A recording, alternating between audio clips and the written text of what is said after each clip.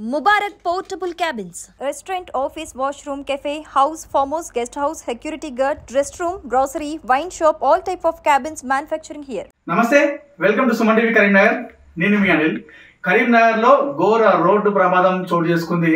కరీంనగర్లోని ఇరుకుల బ్రిడ్జ్ పైన అంటే కరీంనగర్కి కూతవేటు దూరంలో ఉన్నటువంటి ఇరుకుల బ్రిడ్జ్ పైన 2 లారీలు ఢీకొట్టడం జరిగింది. అయితే ఒకటి కరీంనగర్ నుండి పెద్దపల్లి, అదేవిధంగా పెద్దపల్లి నుండి కరీంనగర్ వెళ్ళే 2 భారీ లారీలు అంటే ఆ లారీలో అదేవిధంగా ఈ లారీలో 2 లారీలో అందులో ఎక్కువ సామాన్లు ఉన్నాయి.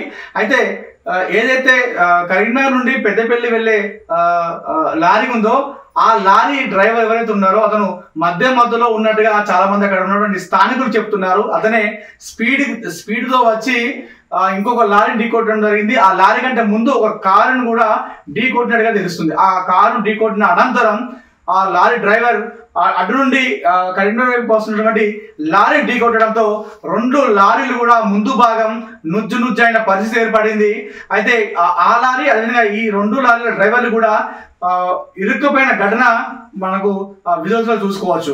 అయితే అందులో నుండి చాలా మంది ఎవరైతే అక్కడ స్థానికులు ఆ ఘటన చూసిన స్థానికులు చాలా మంది కూడా ఆ లారీ డ్రైవర్లను తీసే ప్రయత్నం ఎంత చేసినప్పుడు కూడా వాళ్ళు రాని పరిస్థితి ఏర్పడింది. ఎందుకంటే అంతలా వారిద్దరు కూడా ఆ లారీలో ఇరుక్కుపోవడం జరిగింది. చాలా మంది గుమిగూడడం జరిగింది. ఒకవైపు వర్షం కొడుతుంది, మరోవైపు యాక్సిడెంట్ కావడంతో చాలా మంది అక్కడ ట్రాఫిక్ అంతరం ఏర్పడింది.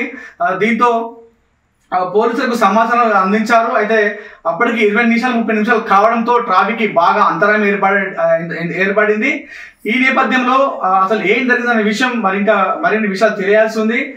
ఇంతకీ ఆ లారీ డ్రైవర్ మద్యం తాగి వచ్చాడా, లేదంటే అధిక స్పీడ్తో వచ్చాడా, లేదంటే ఏదైనా తప్పిదం జరిగి అలా జరిగిందనే విషయం అయితే ఇంకా తెలియాల్సి ఉంది. మొత్తానికైతే ఈ ఘటన జరగడంతో చాలా మంది ఆ రూట్ గుండా వెళ్లే ప్రయాణికులు మాత్రం ఒక్కసారిగా ఊపిరి పీల్చుకున్నారు.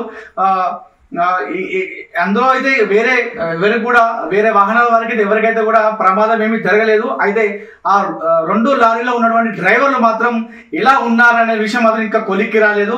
ఆ లారీ డ్రైవర్లు లోపల మొత్తం ఇరుక్కుపోయారు. మన విజువల్స్ లో కూడా చూసుకోవచ్చు. ఆ ముందు భాగం అంతా కూడా మొత్తం నుజ్జు అయిపోయిన పరిస్థితి ఏర్పడింది. సో మొత్తానికైతే పోలీసులు వస్తున్నట్టు తెలుస్తుంది.